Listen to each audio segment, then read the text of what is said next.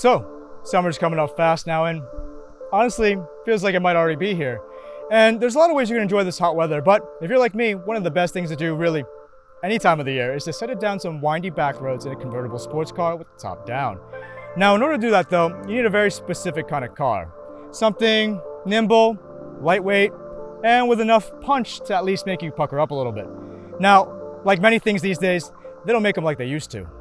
But luckily, I've got 3 lightweight Roadsters here that fit the bill perfectly, and you can find them for under $30,000 used, which means that you can still have a boatload of fun and not have to break the bank. Let's get started with our budget Roadster shootout. This is the Honda S2000 in chicane silver. It's the most recent AP2 iteration, which means they've bumped the displacement, lowered the rev limiter, improved the gearing and suspension, as well as made it look slightly sexier. It's hard to find these stock anymore, but from the factory, they made 237 horsepower and 162 pounds of torque, using a 2.2-liter 4-banger that revs all the way out to 8,200 RPM. Even though it's the heaviest of the bunch here, it's still pretty light at a hair over 2,800 pounds. Power is sent to the rear wheels through a lovely 6-speed manual, and I would be hard-pressed not to call this the textbook definition of a driver's car. The interior still feels very modern, and you can easily fool somebody who isn't in the know. The seats offer good lateral support, but they are a bit slippery for dedicated track work. The steering wheel also feels a little oversized, but the rest of the cabin is very driver-centric. Plus, it has a power top. The only notable modifications to this car is the catback exhaust, but any performance gains are probably negligible to us. It does sound pretty darn good though.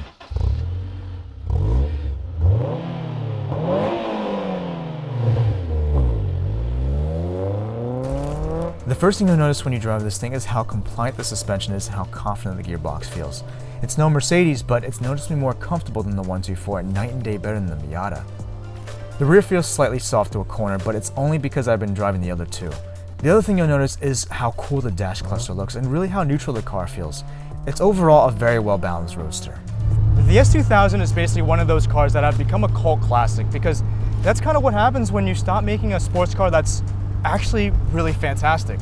I mean, Honda's always been about being on the lighter side of things, but this recipe is just perfect. 2,800 pounds, 237 brake horsepower, rear-wheel drive, and manual only in a package that's actually quite attractive. I find it weird that Honda never followed up with the S2000 idea. But in a way, I'm glad they didn't because there's a good chance they would ruin its legacy just like they did with the NSX. Silver is not the most flattering color for this car, but the red seats do help with the contrast. I am a big fan of this seating position.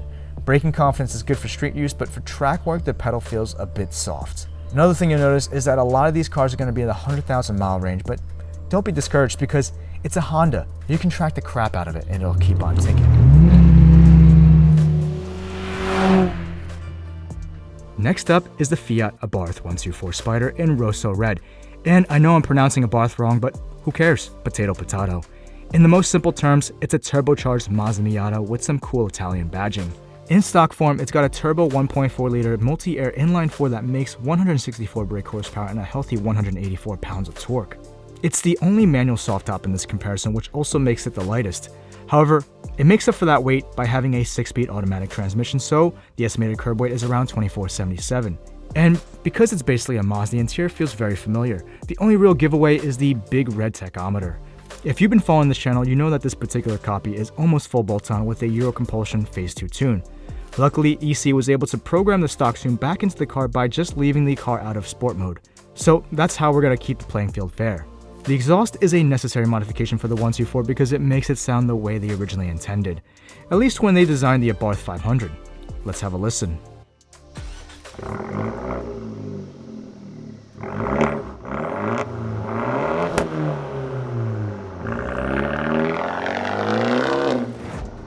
Bright red in the heritage stripe is 110% the right combo for this car. Couple that with the throaty exhaust note and you have a real attention grabber. You honestly can't do this little Italian Roadster any other way. My biggest regret with this car is buying it in automatic, but many of you with significant others can probably relate because this is actually my wife's weekend toy, and she can't drive stick. But regardless, the Fiata is still a lot of fun. And of the 3 Roadsters, it's probably got the most amount of immediate potential because of its turbo power plant. Although I don't think anybody's really explored that to its fullest beyond the point of maybe bigger turbos. You really don't need them though. Simple stage 2 tune and supporting mods and you're basically 200 wheel horsepower. Doesn't sound like much, but remember this thing weighs about half of any modern sports car. In stock form, there's a ton of lag. You really need to be somewhere between 4,000 and 5,500 RPM to have any usable power. Sounds like common sense, but these days, Modern sports cars with forced induction tend to produce a nice power curve even as early as 2500 revs. The automatic slush box is also nothing to write home about. It's not tuned as well as the 500 Abarth, and the shifts are just passable. The only saving grace is that it's got paddles, and even then, they're Mazda paddles. The suede backing on the seats are nice, but the seats themselves lack any lateral support even for heavy canyon carving. And I might be biased, but this is the best looking car of the bunch today.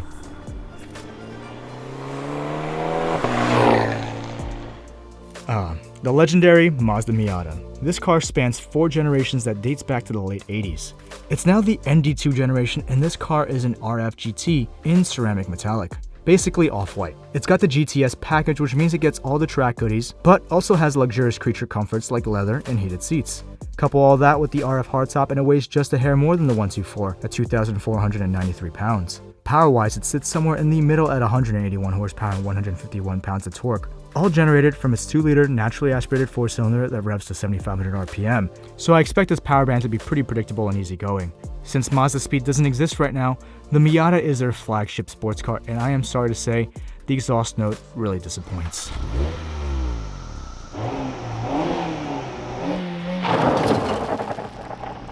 The other disappointing thing is just how stiff this car feels over normal Jersey roads. A lot of it is because of the GTS track pack, but honestly, what's the point of this car if you don't get that option? For whatever reason, I've always seen the Miata as more of a feminine looking car. I don't know why. Could be because of the really short and compact length. At 154 inches, it's 5.5 inches shorter than their 124 and over 8 inches shorter than the S2K. Can't deny that it's a potent track vehicle though. I mean, why else would there be so many spec Miata and track monster builds out there?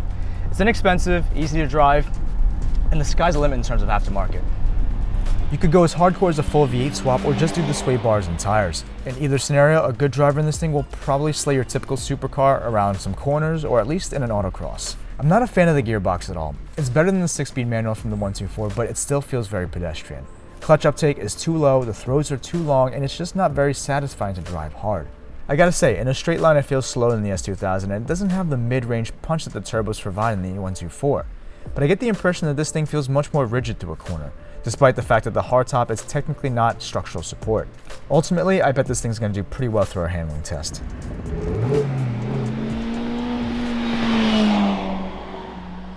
But as with any track day episode, we wouldn't be complete without doing our performance testing. And even though we know straight line power isn't high on the list for these cars, we'll start off with our 3-way drag race. That means a 30 roll and a half-mile dig. Then we'll top it off with our handling test around our new road course, which I am really excited to show you guys. Let's get this party started.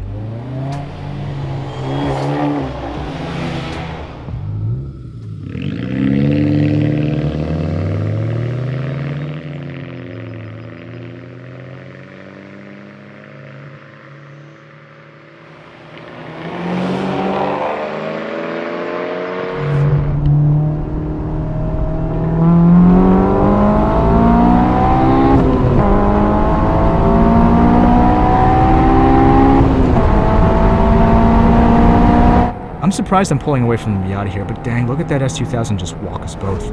I wonder if my stage 2 tune would have been able to keep up with it.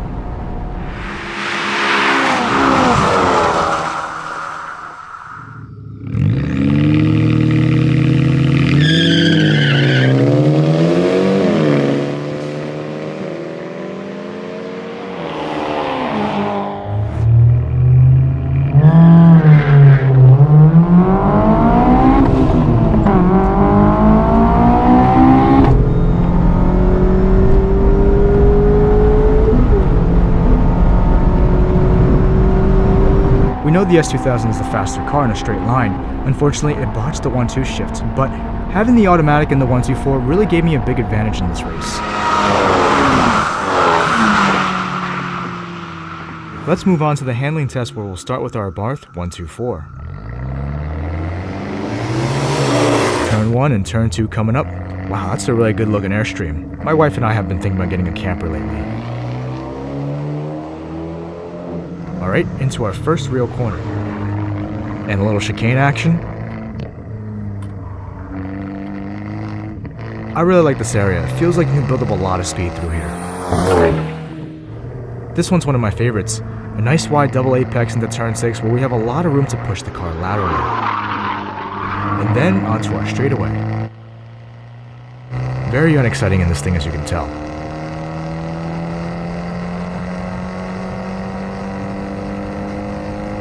Here we test the braking into turn 7.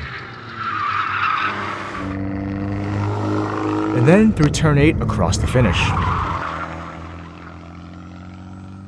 Let's try it with the Miata.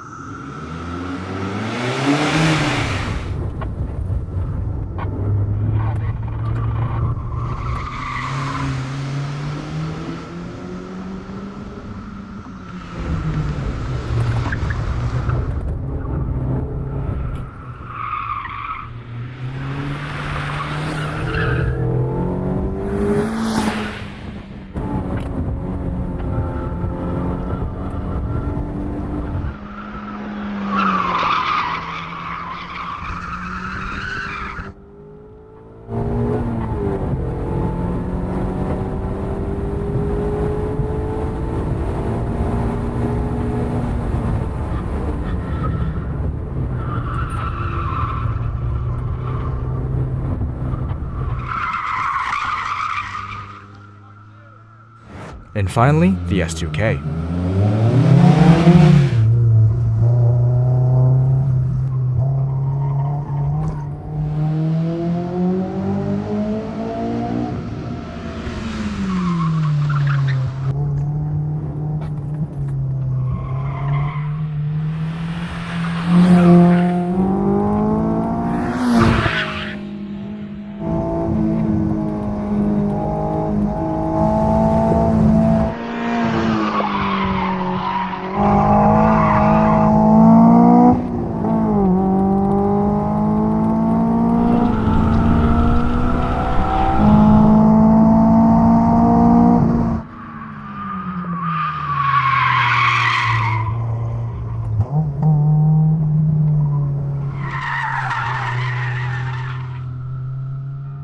Let's take a look at the results. Because these cars are kinda slow, we really only have our 40 to 100.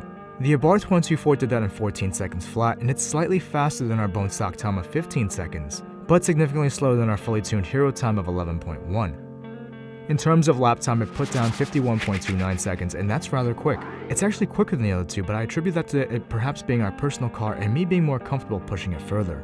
It could also be the automatic transmission providing quicker gear selection. But it's definitely not the R888Rs because they are shot to hell with well over 40 heat cycles and then being driven on daily for a year. Next up, we have its NA cousin, the Miata. It was clearly the slowest in the straight line, and the data shows that it put down a pretty mundane 40 to 100 time of 14.85 seconds.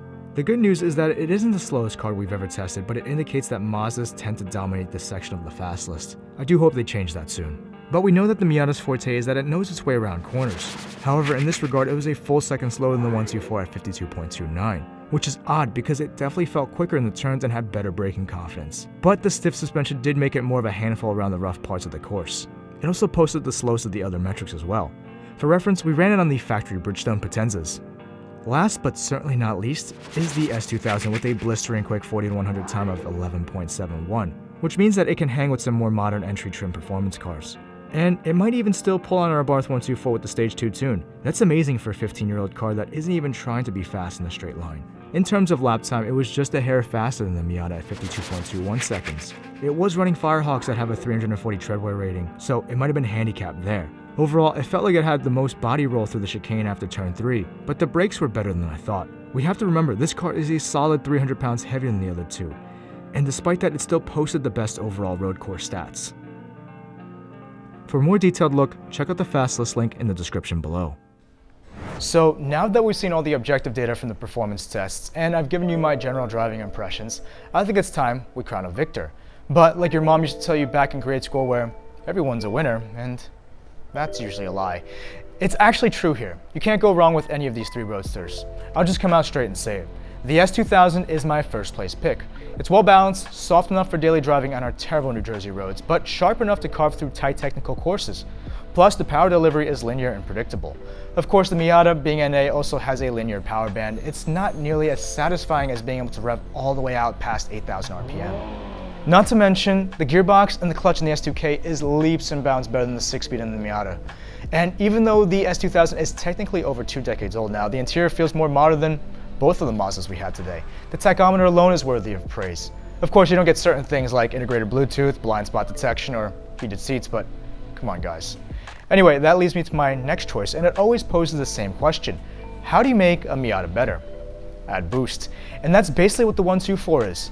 The Fiat is my second place pick, and it's gotta be the Abarth trim because the Lusso or the Classica just don't look nearly as good, especially since they lack an LSD and that cool little sport mode button, which is really kind of useless in stock form, but can be handy come time to tune. Even though it's basically the same thing, the interior is just a little bit more spicy than the Miata, especially with the suede seats and the big red tack. Power band is definitely more meaty as well, and its ride quality is slightly less harsh. Did I mention it sounds better too? So that leaves the Miata in last place, but like I said, you can't really lose here. Of the three cars, you can probably modify the Miata the furthest for the cheapest, but it has the lowest starting point for me. And even though it has some very interesting design cues, it's really the least attractive overall. The harsh ride will make you question reality.